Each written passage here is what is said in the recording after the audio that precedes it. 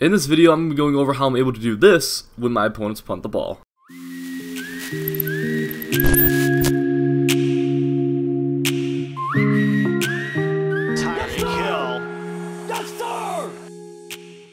If you want to take your Madden game to the next level, make sure you check out my offensive and defensive ebooks over on acemadden.com. Links will be in the description below.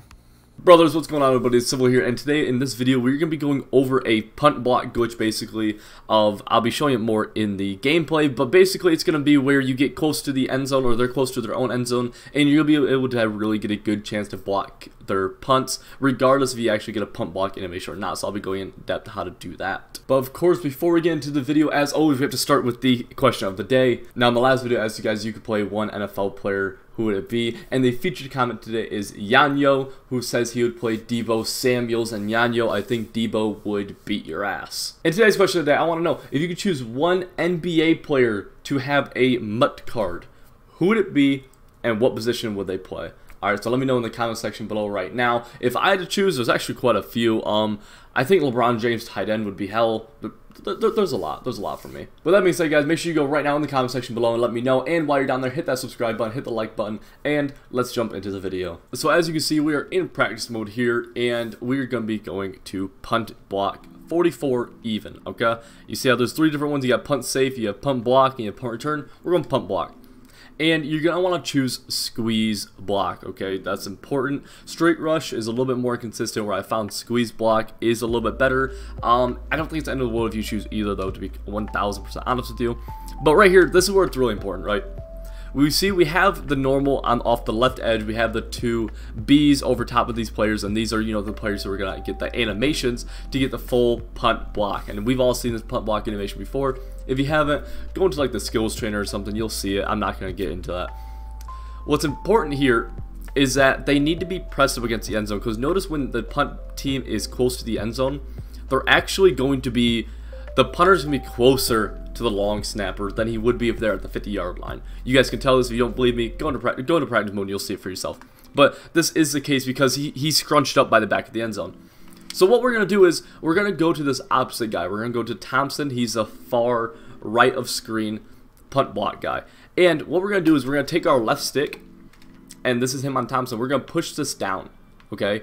We're going to push this down, so we'll be able to time the snap. We're going to immediately jump forward as soon as he snaps the ball to punt. Now, mind you, I have two controllers here, so it might be a little bit harder. Typically, obviously, you only have one if you go up against an opponent. But notice right here where, boom, and right there, super easy.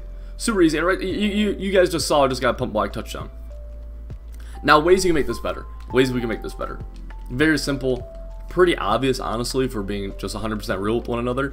And it's going to be something along this lines where, if you want this to be better, put someone better here. We have Darian Thompson right here right now. If we put Chris Westry, who's 94 speed, 6'4", he's obviously going to be a lot better doing this. So once again, let's just go back to squeeze block right here. And you see we are on the 1-yard line.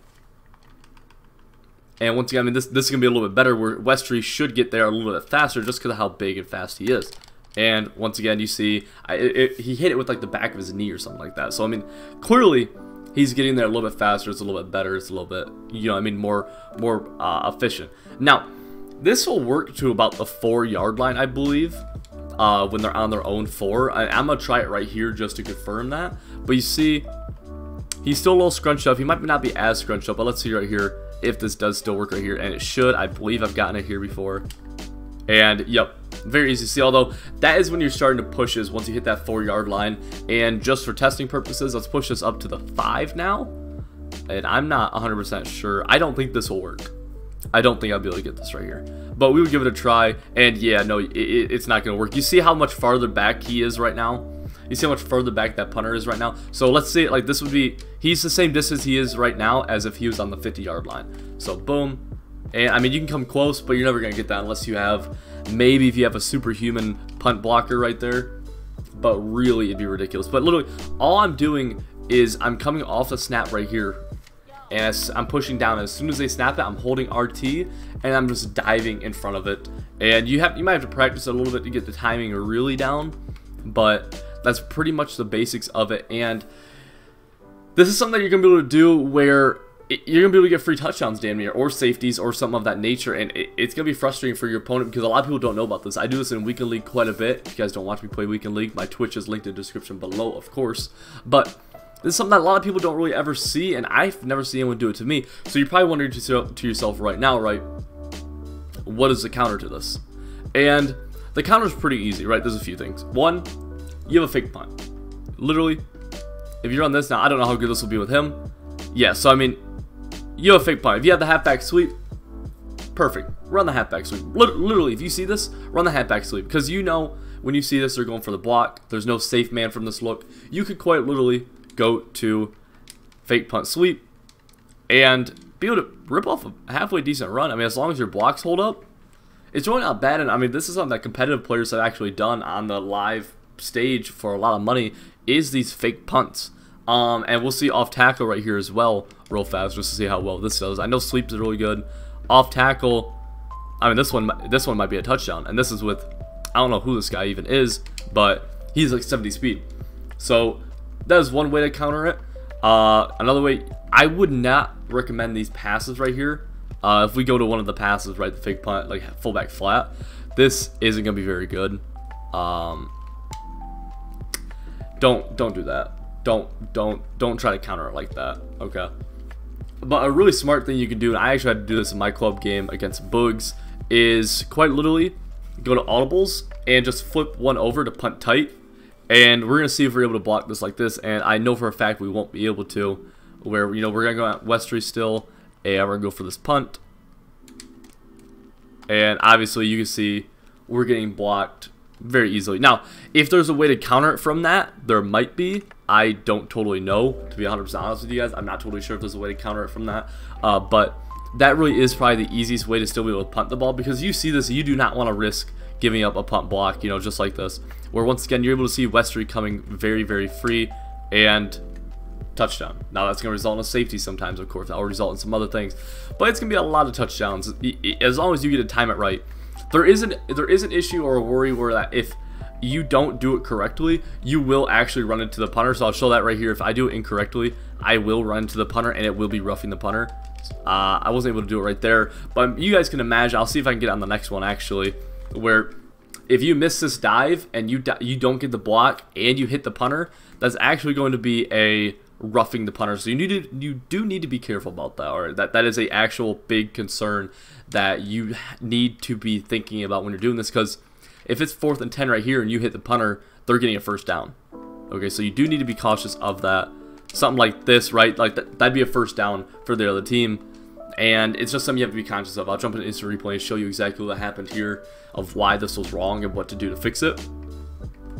If you're doing this right here, right? If you're doing this, your angle's bad. See how I'm not angled correctly to get actually hit the ball in front of his foot? You need to fix your angle. Once again, that's why I say practice this before you actually go do it, or else it might end poorly for yourself. Alright? But it's very easy to see just how efficient this thing is. Once again, right there, that was actually me trying, and that's an actual roughing the call, or roughing the punter call right there, where he's legitimately getting a free first down because we're just messing around. And that's something obviously you cannot ever let that happen to you, or else you're gonna lose a lot more games. And that's gonna about do it for this video, guys. Now, this is a glitch that I use every once in a while. Honestly, some people who are in my Twitch streams a lot probably have never even seen this, because I really only use it maybe once a weekend or so. It's just very, very situational, but this is how you do it. If you have to rewatch any parts, make sure you go do that. If you guys have made it this far into the video, huge shout out to you guys. Make sure you go in the comment section right now and drop a comment saying Civ Wave, CIVWAVE. Let me know that you made it this far. Huge shout out to you guys. Also, if you haven't already, make sure you hit the thumbs up button and subscribe for more content like this. We also do Weekend League recaps and other types of tips and stuff like that, player card reviews and MUT. So if you're into MUT and trying to figure out how to get your game to the next level at all,